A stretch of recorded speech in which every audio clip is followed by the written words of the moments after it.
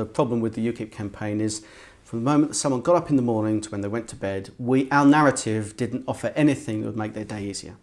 So you think that was a mistake on behalf of the party? Yeah, I mean, the Prime Minister had taken up a cause she never believed in, a campaign she wasn't part of, and a result she didn't want. And the public saw her as offering Brexit, even though she doesn't believe in it, as making complete dog's breakfast of it. And us, who had worked all this time, gone through everything, all the naysayers, the works, got the result. We were still occupying and vying with the Prime Minister for one issue when there's a multiplicity of other issues. People don't have a single issue election. And so we weren't offering a big message.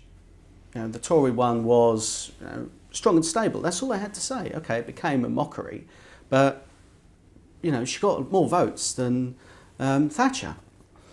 Labour, they had a message of we're there to support those who have been worse off by the coalition and the Cameron government's cuts, and the people who were against Brexit. Where was our narrative? We didn't have one. But in Thurrock we did. Well, before we get into Thurrock, what would have, if you'd had your way, what would have been the big UKIP message nationally? What issues, what messages would there have been if you had been in charge of that big national messaging? Who will look after you? In terms of housing? That's in terms of everything. Yeah. Labour Party and the Conservative Party have been in central government and local government, council houses not being built. If any social housing does get built, it goes off to housing associations, completely unaccountable. It's ridiculous, absolutely ridiculous. With the housing crisis in the east and southeast, nothing's being done. People are being priced out on 0 hours contracts. The employment figures are going up because more people are having to take 2-3 jobs just to pay their mortgages. It's ridiculous. There's a multiplicity of other issues that we could have got our foot in the door and said, look, Labour just talk about this. They can talk about 0 hours contracts and get rid of them, but their councils are employing people under 0 hours contracts. We could have taken the fight to them, and we just didn't. And it looked like, there was no fight there.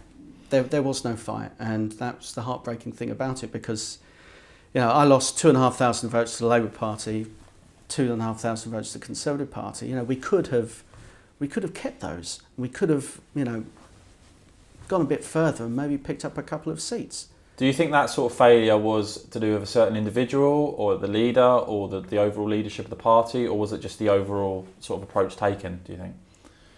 Well, I've been saying that an election was going to come, and the person I'd been saying it to kept saying, no, there wasn't going to be.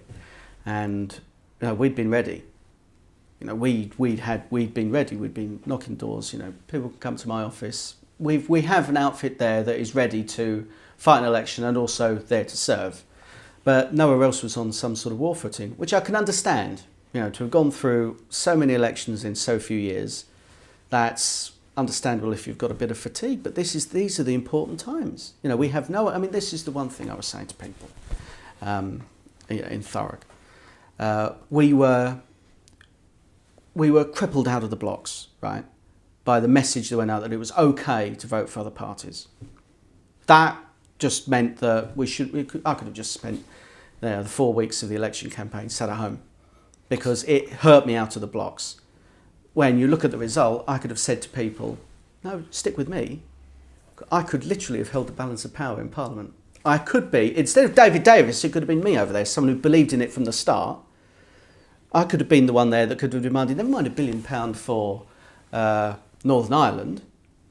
I could have said, well, you're going to give me maybe not £1 billion for Thurrock, but a damn sight more than we're getting. The Thames Crossing, I could have said, you are not having the Thames Crossing. You're going to put it somewhere else. But we made it acceptable to vote for other parties, and this has been going on for far too long. And because we pigeonholed ourselves in as being single issue, because we made it all right to vote for other parties, and because we didn't have an overall narrative, is it any wonder that we got a drubbing elsewhere? Because there was no narrative reason to vote UKIP. What was your feeling on the decision to stand down in a number of seats? I mean, I believe in the end it was several hundred seats, I think, that UKIP didn't stand in. Do you think that was a mistake? Lunacy. Well, mistakes are easily made. Mistake is, leaving the iron on when you go make a cup of tea. This was a catastrophic, party-killing catastrophe. I nearly said mistake there. It's not a mistake. It was a disaster, an absolute disaster. However, there is the shining light. And I always say to people, look at Alan Hosker up in Lancashire. In the bad years, we won a county council seat in Lancashire. Didn't win him in the good years, but he won it by doing the graft, knocking on the doors, sorting the small things.